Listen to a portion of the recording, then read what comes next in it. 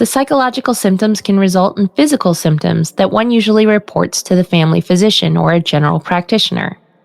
The physical symptoms of depression include moving or speaking more slowly than usual, changes in appetite or weight, usually decreased, but sometimes increased, constipation, unexplained aches and pains, lack of energy, low sex drive or loss of libido, changes to your menstrual cycle, disturbed sleep, for example, finding it difficult to fall asleep at night or waking up very early in the morning. The combination of psychological and physical can lead to the social symptoms of depression. Those symptoms include avoiding contact with friends and taking part in fewer social activities, neglecting your hobbies and interests, or having difficulties in your home, work, or family life. Can we listen to a true event from the life of Brett, as told by his ex-girlfriend Marianne? We can only say that it was mentally very taxing just to hear these stories. But one can only imagine what it must have been like for Brent. Marianne Diamond. We met at a bar on a Saturday morning. My friend Patty made me go watch the Irish game, football, which I don't even watch. And we sat there and Brent rolled in and he and Patty had a conversation for like 2 hours during the game. And I was like, this is stupid. And I don't know, he turned out to be a really, really nice guy. And we ended up dating after that. And we lived together and that's how we met. Well, when I broke it off with Brent, I had been through a bunch of episodes where he was driving drunk. He smashed up my car. He smashed up his own body. He was going out in the middle of the night to get vodka. And I tried to put him into a rehab center. I tried to talk to family members, and they had kind of at that point reached enough is enough. So it was a little bit on my own, and I knew I couldn't be in that scenario anymore. So I did my best to get him into a rehab program and ended our relationship. Yes, we remained friends. I still have love for him, care about him very much. He's a very, very kind soul.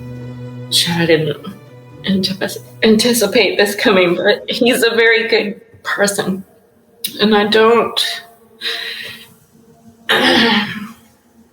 think he set out to destroy himself on purpose. And in the second scenario, he had gone through 3 rehabs, 3 of them. And the last one was here in San Diego. And he spent a year, maybe a year and a half there. So over the course of the last, I don't know, like 2.5 years, he had been to 3 rehab programs. And then when he graduated, I guess, I don't know what the proper term is for that, but when he graduated this last one, at that point he had been in rehab for 2 years at 3 different facilities. The first one was a joke, the one I got him into. The second one was too gnarly, like up in Long Beach with a bunch of druggy gangsters. And the third one, the last one, Green Oaks or something, and Vista, very faith-based. He graduated. He was doing well. I could tell the difference when I spoke with him. And it wasn't very often, but we kept in touch. And then in this last couple months of the journey, we moved in together as roommates, nothing romantic. And apparently he started drinking shortly after moving into the house. And then it progressed to worse and worse and worse, to the point of where he wasn't working anymore and he was sleeping all day and not doing anything except for going out early in the morning, and probably, I guess, by the end of it, he was buying 4 a day. Yes, a lot happened. In fact, I would call any one of those events, what, I guess, I'm not a psychiatrist in any way, shape, or form, but like what they would call a major life event, changing jobs, moving, so he moved. His ex-wife married his childhood friend. The best man at her wedding, who stood up for his childhood friend, was his other best friend from childhood. Not his biological dad, but his real dad, the dad who was a father to him, a dad, died of cancer. Yeah, a lot of life-changing events. His son also has been transitioning, and they haven't spoken in 2 years. And kind of all compressed into that very short period of time. However, he was drinking in a more like social way, like a couple of Bud Lights or something, before. And then these moments occurred and he had to experience them. And I don't think he could handle it. He was abandoned by his dad and his mom. He went through multiple stepdads. I just think he wasn't given the tools to cope and to deal with these things. One of the most beautiful things about him, and one of the most annoying ones for me, was that he just stayed positive all the time.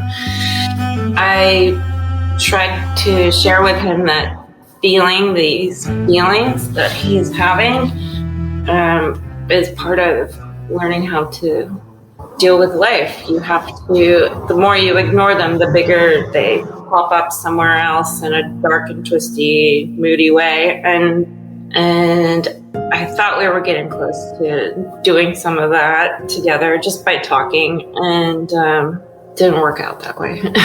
But I think by suppressing all of that, it was like, I don't know, 50 plus years of suppression, abandonment issues, I think, by pretty much everyone he loved in his life. Dad died. His ex-wife not only left him, but married his childhood friend. So that's a twofer. One of his sons is transitioning and hasn't spoken with him in 2 years, basically since the divorce. Mom has passed, but abandoned him way before that. Like I say, I'm no psychologist, but I think he died of a broken heart.